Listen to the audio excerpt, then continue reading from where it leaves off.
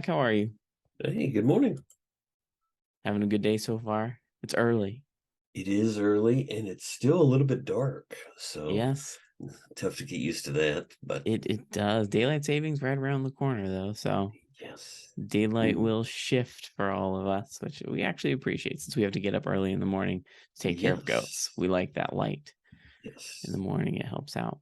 People who Uh, don't farm don't really get that. yeah, So, yes, yes. It's something honestly you don't think about until you start. It's like, oh yeah, this is a reality. mm, So you just have to get used to it. But I'm excited to talk to you today about characters because, I've realized something that I'm very passionate about as an author, and as a reader. People have mentioned the character work that I do in my book, and I'm just excited to talk to you about it because I think it's a really important piece of writing. Before we dive into that, though, I always love to ask, tell us, how long have you been writing and publishing? I've been writing a lot longer than I've been publishing. Okay. I've really written since I was in grade school, kind of consistently. So, I didn't really understand, but it's kind of a coping mechanism as I look back. But I Okay. started publishing in 2021 was my first book came out. It took a year to write and get everything together. So it seems like in the world of indie publishing a long time, but that actually was really fast. It felt really fast. And my second book also took a year. So that's probably going to be about my speed as long as I'm working full time. So I was actually gonna say that seems pretty fast. And there's a lot of people that I've yes. talked to that say it took them, something like 3 years, 8 years even to Hmm. write their first book. So what made you decide to start publishing? You said you've been writing for a while, but what made you decide, okay, I'm actually gonna publish this, get this out there? It's something that I wanted to do for a long time, but I didn't understand about indie publishing. So it Mm, seemed like I knew some folks who had published through traditional publishing, and they were very dissatisfied with some of the aspects of that. So I thought, well, that's something I'll never do.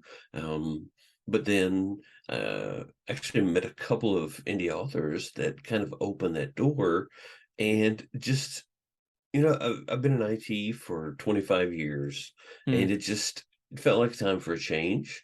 And I just kind of wanted to shift my focus to do something that, that just something different. So I kind of made a 5-year plan and hope in 3 years from now I'll be able to quit IT and move into writing full time. And that's the plan anyway. So, Wow, that would be awesome. That is the dream. I'm also working full time, so I know what it's yes. like to squeeze in that writing time when you can find it. Sometimes you Yeah. find it at really obscure times of day, Hmm. but you find it. So you Yes. write fantasy, correct? Yes, Okay. yes. I think I saw something that some sword fantasy. Perhaps I'm misreading that. Is that a No, that's genre? Or it's tough because um when you write a book, then you say, what kind of book is this? And everybody mm, has a different opinion. Epic fantasy to me is a little different. That's kind of the Brandon Sanderson, Robert Jordan mm-hmm. tones, Dan and Robert Zangari. Those are epic to me. Uh, so sword and sorcery fantasy probably is a little closer. I played Dungeons and Dragons since middle school, and it's kind of based on that. So I thought that probably was closer to home. That's a little more accurate. Yeah, that makes sense. Okay, I'm glad I've heard of sword and sorcery fantasy and consider I'd like to read books like that in addition to what you've described as epic fantasy. But it's just kind of interesting to there's all sorts of subgenres, quotations that you can make up genres in reality, right? Yes. I mean, they're Yeah. obviously coming out as we write. Um, but in just in the writing that you've done, first off, how did you go about crafting the characters that supported the story, or vice versa, the story that supported the characters? And for you, what are some of the most important aspects of the characters of the book? So characters, that's probably the thing that really enjoy most, and I have traditionally kind of lumped it in with world building because it's kind of a the Yeah. characters are a piece of the world, and I grew up reading Margaret Weiss and Tracy Hickman's Dragonlance, and in in that sense, their world Dragonlance, you don't have Dragonlance without Tanis Half-Elven and Tasselhoff Burfoot. Those are kind of fixtures. So that was sort of baked in for a long time. So when I write a story, I like to start with a character because I've realized that's to me that's what I like to read the most. Or in movies, my range of movies that I like doesn't really make any sense because you look at these movies and you're like, they really aren't just not like a genre or anything. It's because of character. So Mm, mhm. um, that's I like to start there, and I like to start with something kind of that interests me. I figure if it doesn't interest me, it's probably not going to interest anybody else. So Sure. yeah, um, and then I like to give characters interesting flaws, things that are difficult to navigate for the story. And so that's kind of the seed that I like. I think of a type of character that I would like, and then something that would really be sort of this underlying antagonist throughout their story arc, something they're kind of born with. So I think it's really interesting. Obviously, I think I heard you mention you're a plotter, Mm. right? General. I mean, obviously, we're all Yes, on the spectrum. I'm sure there's some level of discovery writing that goes along. So yes, I think it's interesting that you start with the character. I mean, to me, that's completely logical because I've yeah. realized as well recently that I really like depth of characters because I've read some books that are popular, quotations once again, that I just can't get into. And I identified that it was because the characters were just flat. They're not realistic. Now I use that term somewhat loosely. But obviously, a lot of fictional characters aren't quote unquote realistic. But I mean is they don't behave in the way that I would think that character would behave. Mm. Whether or not I like them isn't the question. You can have characters that are great that you don't like, but they just make me stop reading the book because I'm just like I just don't care. These characters, I don't care about them. Um, I think it's an interesting thing.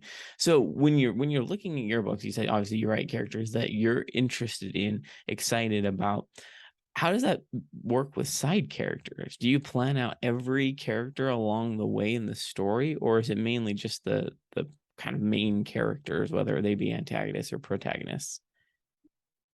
For this story particularly, the main character is actually kind of loosely based on a D&D character of a friend, Okay. and it's kind of a I don't know, kind of a joke character in a sense, but um, it's in playing an RPG obviously is different than writing a book. And Mm, writing a book, you have a main character typically, or you have a couple main characters. In a RPG, you're the group is the character, and they mm, have an arc together. So that's a little different. But I like to um, kind of fill in pieces like on a draft board. If I was an NFL commissioner, oh, I need a running back, and mm, then so I put a character there, and I like to make notes and then just kind of let my mind percolate on that. Usually, when I'm in the shower is when I think of good mm, ideas, and I'm like, mhm, "Honey, get my phone. I've got an idea," something like that. Um, so I like the main character, and then obviously the other characters, their job is to help that main character's arc, mhm, either to hinder them or to encourage them or something along the way. So there are pieces, but it's you know writing is so much like music because you see people that just sit down and play, and there's no music in front of them, but there is actual music that exists. It's quantifiable. You can write it down. And writing is kind of the same way because you you know how it should go because you've read so many things. mhm, But there is music there. If you read a story and you say, wow, it was really satisfying and really good. You can take that story typically and say, well, here are the 15 beats of that story. They mm, happened and you didn't know about it. Um, and I haven't always plotted. I did discovery writing for a long time, but for me, I didn't have enough direction, so I would run out of mhm. steam. And plotting lets me have an end point that I can run toward. and then it kind of frees me up to be more creative because I'm not worried about writing myself into a corner or something like that. So, Yeah. uh, That does make sense. I mean, everybody has different challenges with the different types of writing, but I haven't as of yet written myself into a corner mm, or run out of steam. But I can imagine that would change the way you look at things. So, I mean, I think it's interesting and important to note that you mentioned the arc a couple of times of the main character, and oftentimes other characters will have arcs as well, whether they be small or large, and they should obviously they're interacting with each other, and it needs to mm, based on their personality and histories, they need to react in the way that is logical for them, whether that's positive or negative. um but recognizing that regardless of whether or not you're a discovery writer or a plotter, um you just need to recognize that they need to behave the way that they are as a mm, character. yeah. um so how do you ensure that they do? Do you plot out like scenes where certain things happen and they react a certain way? Or do you kind of find yourself getting into the minds of that character with their history, and they just behave the way that makes sense for that character? The latter. And what I like to do with supporting characters is I like to create some to bake in some friction between the main character and the supporting Mm, characters. Um, then that way you always have something that you can play with, and um, you can kind of direct the story. But it's still, I mean, even as a plotter, it still goes off the rails. I always go back and change the yeah. outline. Always Hmm. have to, and I always go back and rewrite the beginning. And that irked me the first book that I had to go back and rewrite the beginning, and then the second book I had to go back and rewrite the beginning. But I listened on a podcast, and Brandon Sanderson said, "Yeah, I always rewrite chapter one," and he Hmm. was kind of this thing that I didn't know about. I'm like, "Oh, okay, so that's normal." Okay. Huh. That's actually very normal. So I just want to touch on that briefly because I'm experiencing the same thing. I've always have to go back and revise the beginning of my books, and that I just kind of pegged it as discovery writing, right? I'm getting into the story, I'm kind of opening up the creative font throughout, and then everyone says after you get past the first, my editors and beta readers, once they get past the first three chapters, are like, oh yeah, suddenly it's like a completely different story, just Mm, because I guess I'm still trying to figure out what everything's supposed to look like in the first right. few chapters, and so going back and matching it to the rest of the book to me feels common. But I've only published 5 books, but that seems to be the the theme. So when it comes to the characters that you're writing, and perhaps even the ones that you like to read, what gives the character the proper amount of complexity? Now that's such a hard question to answer because it can mean anything. But for you, what gives the character depth and makes them interesting? There are a few things that I really like to see in a character. I'm a very visual person, so I have to be Sure. able, at least in my mind's eye, to visualize um, the way that the way that a character looks is important because that's going to be, I'm kind of watching this movie as I'm writing. Um, Mm, but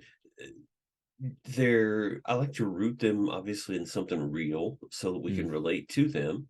mm, They have real problems, they have real struggles, and whether they're a elf or a dwarf or whatever, they still are human mm, in that they're sentient and they have the same kind of things that we all have. Um, but I like to look at things that in a character that maybe separate them from the status quo. Like they don't fit into their family in some way. Why is that? Well, they have mm, this other destiny that they're called to, or they have these other ideas that they're called to, and maybe they're the black sheep in their family because they don't want to stay and take care of the mining business, and they want to go do something else. So I like to kind of layer those elements on. But then everybody has all these insecurities that you really don't know about until you're kind of put into situations stressful situations. So I think those sort of bring out these underlying things. My main character in my Dragons of Dorwine series is his aspiration is to be a great ship captain like his father. His father is a brilliant engineer, and he's a ship. It was an admiral of a big fleet, and my main character just wants to be that, but he's afraid of water, and it's Mm, this underlying thing that he ignores just because mm, of his personality. He's sort of eccentric and gregarious and all these things. He glosses over all these flaws. So as my stories and my books progress, he kind of we kind of peel the layers back to all these insecurities. So I like to have those things there so I can kind of reveal those at just the most time to cause him the most pain. that's what we're here for, to put the characters in pain, right? Yes. to to torture the characters for the good of Mhm. the reader. But no, I think it's Exactly. great that you mentioned that, because so when I've read books with characters that I consider flat, it really comes down to kind of without personality. I just don't know Mhm. anything about them. Their history, however deep or shallow, and their reactions just are uninteresting, and they don't seem motivated to do anything.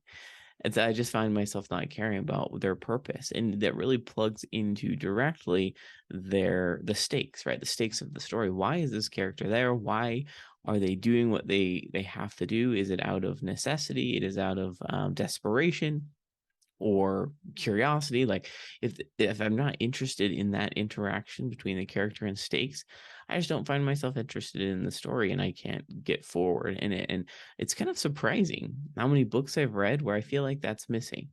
Perhaps people have written too much into the plot. Maybe they're putting too much stock in the system and the overall society and world that they've built, but the characters just aren't really, they don't have high stakes in that. But for that, I just don't care, and I don't want to read the story about this person that means nothing to me. So how do you craft that into the story, right? I mean, obviously we have words that we're working with. We're also crafting this world and this plot. What types of things help that character blossom for the reader so that they understand who that person is? I guess, what are the strategies of getting that across to the reader? Something that I've done with this current series is there are two narratives that are parallel. Mm, The main character, he has his own goal that he's very focused on. It's a very selfish, self-centered kind of goal, and that's what his mind is on. But then at large, the world has this terrible struggle that's going on, and he keeps getting sucked into it. So, in a sense, that big struggle is it's annoying, and it pulls him out of what he wants to do. mm, Great, I've got to go and save this person, uh, and before I can get back to finding Papa, before I can get back to finding my dad. So, all right, fine. So I'll go and save this person, and he steps into situations that probably maybe some people um, would pause and say, "Wow, this is really dangerous," or "This is really big," and the other characters around him are aware of this, but he's kind of oblivious to it. The world's on fire. Well, why do I care if the world's on fire? I still got to find my papa. So that kind of helps. It creates some tension, and it lets me sort of in the background unfurl these bigger issues that the other characters are concerned about, but the main character still has his thing that he keeps going after. Um, so that's a mechanism that I've used, and I don't know. We'll see how it works. I like it, but that's a difficult thing because you want the reader to care about this world that you've designed down to such microscopic levels. Um, but they really don't care unless your character has a role in it, and it's something interesting. So. absolutely. I definitely agree with that. I think what you pointed out is really the crux of the challenge, is ensuring that there's an element of reality and reaction to the plot line and the other characters. And sometimes the character isn't always driven. Maybe they're distracted by something, because that's the reality. Mhm, This is I dislike reading books where the character is all too powerful, mhm, or they're not really. experiencing any challenges just because, whatever, particularly when they're teenagers, just like, oh, well, that's not realistic. Let's be honest here, right? This teenager just came from this situation and they're not all powerful, going into battle and come out completely unscathed. It's like, all right, like, I'm just not interested, right? It's for me, Yeah. it doesn't bring kind of the peril and reality of the situation. So like kind of acting within their means. Now the other thing that I know is somewhat controversial to some people is backstory. Now obviously there's different preferences in terms of how much backstory is given and what. I happen to be one of those people that like it a lot. um Obviously as long as it's applicable. I think it can get a little overbearing, but flashbacks or dreams or memories or whatever, kind of giving more information about the history of that character to me lends a lot more to their personality and why they make some of the decisions that they do. I think it can be a good mechanism to help you understand the character. So for you, is that something that you add to your story? Is that something you like to read about the backstory of the characters throughout the story? Yes, I really enjoy backstory. One of the challenges for me has been overwriting, so I Yeah. give too much of the backstory, Yep, and so yep. in my edits, that's one of the things I always end up stripping out. And so what I try to do is allude to things, Mhm. and then allude to it again later, and then finally come back to it in some way.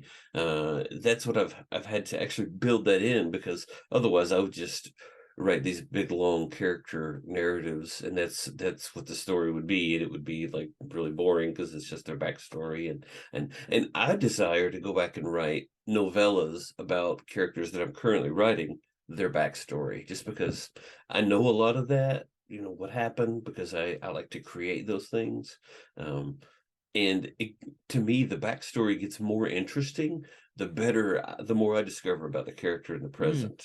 mhm. um, and so, especially if I make a statement in a book, and then I'm like, oh, I'm going to have to go back and explain that just so I understand, because I'm like, oh, that's a big deal, this person was a prince, and they're clearly not now. They're in rags.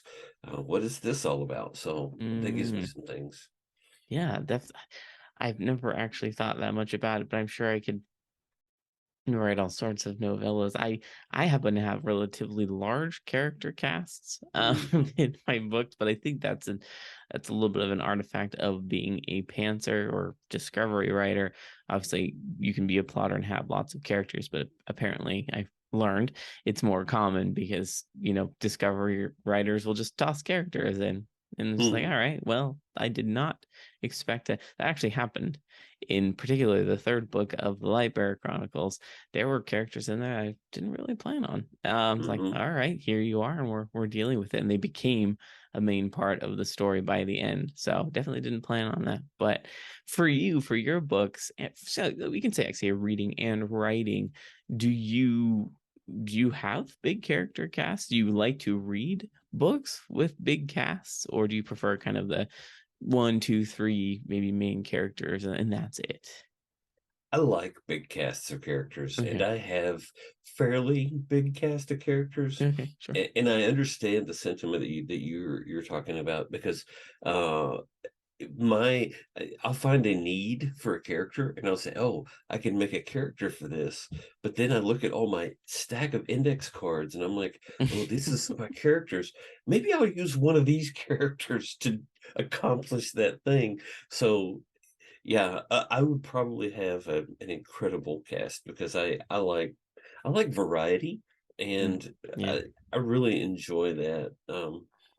I had never read the Wheel of Time series until 2020, when a friend of mine is like, "This is the year, let's do it." So from January to October, we read all 14 books, and Wow. yeah, that was something else. But that cast of characters is incredible. I mean, that is, to me, that's kind of the ceiling. I don't see how you could go above that and be interesting still. But I know people who absolutely love this character that was in 3 books. and it's like their favorite character. And see somebody with a weird tattoo, and I'm like, that character was in like 10 pages, Mhm. but it resonated with them in some way. And I think that's a benefit of having a big cast, is that you can, it's kind of like flowers. Maybe I would present a bouquet of a dozen roses, but your bouquet may have 30 different flowers in it, and they're both beautiful, and they both work, but it's just different. So Mhm. I've got a lot of characters, but I have pared them down because I'm learning to outline, because like I said, I was, for 30 years I just wrote into the void. And I still write that way, but I write that way in smaller pieces. I forced myself to think scenes and chapters, Mhm. and so that's kind of what his those are my guide rails, I guess. There's definitely a lot to unpack there. First off, I'm wildly impressed that you read that many books in that short amount of time while continuing to write. I've only read the first book of the Wheel of Time series. I want to read the rest of them. In fact, have them all on my shelf. Most of them are still wrapped in plastic Mhm. because I haven't opened them to begin reading them. I want to, but I think it's interesting that you said it kind of provides that variety for people of all walks of life, of all situations, with different histories and past. I've actually heard also from some people, some of the side characters that, oh, X person is my favorite character. I was like, oh, that's fascinating. They'll send me messages like, is X character going to be more in the books later? Because I'd love to see more of them. It's like, oh, we'll see, right? I'm a discovery writer. I have no idea. Yeah. But it's just fascinating to hear that. And I think because in such short snippets of scenes, you can add a lot of interesting personalities and facets to that character, which just captures the reader's eye. But it doesn't all need to be plot driven. Obviously, the plot is important. You can't just have flourishing characters and no plot, and vice versa. You can't have an amazing plot and flat Right. characters. They all need to mesh together. But, through little interactions between your characters, you can glean a lot about that character's personality and some of their history by the way they respond and behave to other characters. And for me, that's the fun part, right? Yes. Relationships. And I don't just mean romantic, right? Hmm. Friendly enemy relationships, just like relationships between your characters. That is for me some of the most fun and amusing um, parts of the story. Having them interact realistically with each other, whether it's quips or small insults or sarcasm or whatever. You can learn. Oh well, that character obviously behaves this way probably because you just start making assumptions, which I think is Hmm. fun Yes. as a reader and a writer. So that being said, do you find that as you're writing, you learn more about the characters that you didn't pre-plan about, who they may be and as they change and develop? Do you learn some of that as you're writing? Yes, definitely. One of the reasons that I have to go back and rewrite chapter one is because I really start to figure out who the characters are, Mm, mhm. um, by exposing them to other characters, and Sure. then the two of them kind of, that friction, and they sort of come to life, and then I say, okay, so I'm going a different direction than I originally thought. So rewrite chapter one. Um, and that seems to be the case, is that it's something that I like to do with my main character in this series, is because he's very unpredictable, is I have to watch for that, and I say, okay, what would he do? All right, now I'm going to go do something completely different, because Mm, he's very unpredictable. And he's a diminutive character. He's like 3'8", so he's a little tiny guy. So he's had to learn tricks of how to compete with people who are twice his size. So mhm. that's one of the things he does, keeps people guessing. So I have to kind of discover new ways to do that, and sometimes I break the story, which is fine. um but Not they fun, it's not but fun, but it's but it okay. happens. It works out.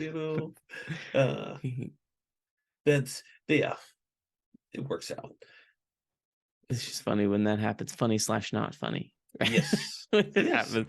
But yeah, I mean, the characters are prone to modify the way things are intended to be. And I think for me, obviously, everyone changes their outlines, even like plotters often change their outline, which makes sense.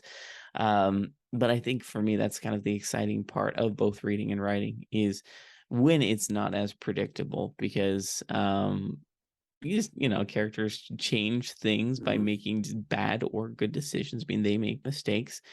I've already mentioned the perfect character thing. I character flaws. That's what Mhm. really brings out the kind of relatableness. I don't even know if that's a word. I just made it up. Um, the relatability of the character when they're flawed, because we are flawed as people and as humans, and so we can relate with that. It's like, oh yeah, I could totally. Or sometimes it's frustrating, like, why did you decide that, right? But that pulls you in. Um, to just making them feel more realistic when they aren't that perfect character. But um, so have you run into any challenges with writing characters? What are some of the pitfalls for you when you're reading and writing characters? Yes, frequently run into some issues. One of the things that I am trying to learn, there are really kind of two guiding principles. Everybody really knows what they need, Mm, and everybody works against their own self-interest. It seems, what they want, what they need, those things are always in contrast. So if I can keep tension in those things, that really helps the character go along, because it's you don't have, well, I've had this flaw for 20 years and suddenly in 380 pages I've fixed it. It's pieces. And sometimes when you have overcome this flaw, you say, well, maybe not, and you go back. So mm, it's that's helpful. But I would write linearly, a character just kind of blasting through a problem, and I get to the end and I'm like, well, that's boring. So instead I would try to write it in loops where, yes, they're overcoming, oh, maybe not, oh, here they are, oh no, here we go, and just kind of draw these circles throughout the story where they kind of gradually, it is an arc, they improve, but at the end, fundamentally, they still have this conflict, but they're just a little farther down the line mm, and better equipped to make better choices. So I had to learn that because stories were boring, characters were boring. I would lose interest in writing because I'd lose interest in the character, and that's mhm, where a lot of my stuff just, I would write it and say, I'm not interested in this anymore. Um, but making that change help. But characters who just don't behave the way that they, you know, here's what I need them to do, and I write it out, and I'm like, oh, this is terrible. I hate mm, this. This doesn't mhm. feel right. So I rewrite it and say, okay, fine, let's do it the way you want. Okay, that's a lot better. But you've broken all this stuff. So now I've got to go fix it. So yeah, that's kind of the fun part. Once That again, word fun, again. not fun, but Yeah. no, no, and I think there's a lot of things that people should consider when they're looking at their characters, but some of those pitfalls that you mentioned can really stump or prevent a reader from getting into the story and just continuing. Like for me, if Mm, I run into some of those pitfalls, I mean, I'm not the give up easy kind of person. I'll be like, oh, yeah, I didn't love X, or I'll keep reading. But if the character continues to not flourish, continues to behave against the way that they've been set up, I'm not going to deal with it. So hmm. for reader, it's just Yes. not worth it, because I want to learn more about that character's arc and where they're changing and where they're going. And yeah, it's just tricky. But well, we are running out of time. But before we go, I always love to ask, where can people find more information about you and your books if they want to check them out? I have a website, authorjackadkins.com. I keep that fairly updated. I have a progress bar on there because people keep asking for it. So how much have you, where are we on the story? So I keep that updated. I'm also on Facebook at Author Jack Adkins. I try and keep everything pretty, across the board the same. And I'm on TikTok. I enjoy TikTok. And same thing, Author Jack Adkins. And you can email me, Jack at authorjackatkins.com. So again, try and keep it all Perfect. similar. Yeah. I'm widely impressed with how up to date a lot of you. I've already perused some of these resources, and keeping things up to date is its own challenge, in Yes. addition to writing and working. Yes. But I'm impressed. It's all working Well, really good. it's as my friend Tiger says, he said, "Well, I didn't get a lot of writing done. Got a lot of authoring done this week." And I was like, "Oh, I understand that." That the reality of that statement, though. Yeah. But being casual, I'm a casual author by nature of my life, and I Yes. understand that. You understand that. Sounds like, but Yes. Had you do four what you got to do. boys, so that's the family's priority, and you Hmm. write when you can. I think Trish Thorne has written 6 books on her phone. If you can imagine that, No, that that's blows my mind. crazy. I can't. That I is crazy, can't. but she's amazing. She's written 6 books in the time I've written 2.5. So um, it's pretty It's awesome. impressive. I just need to Yeah, expand my resources and I get more guess flexible with writing. I've tried, but no, it doesn't work. I should give it. I've done it. I actually have written some of my books on my phone. That was when I used Google Docs. Yeah, I I've got don't a write in keyboard, Google Docs. a little Bluetooth keyboard that helps, but still, it's like this is my space. So when Hmm. where I'm physically in my office, I can write better. I feel like it's easier for me to get into the flow. Absolutely. I Yeah. understand that for sure. Well, very good. Thank you so much for this conversation. This has been great. Yes, thank you. I really appreciate it.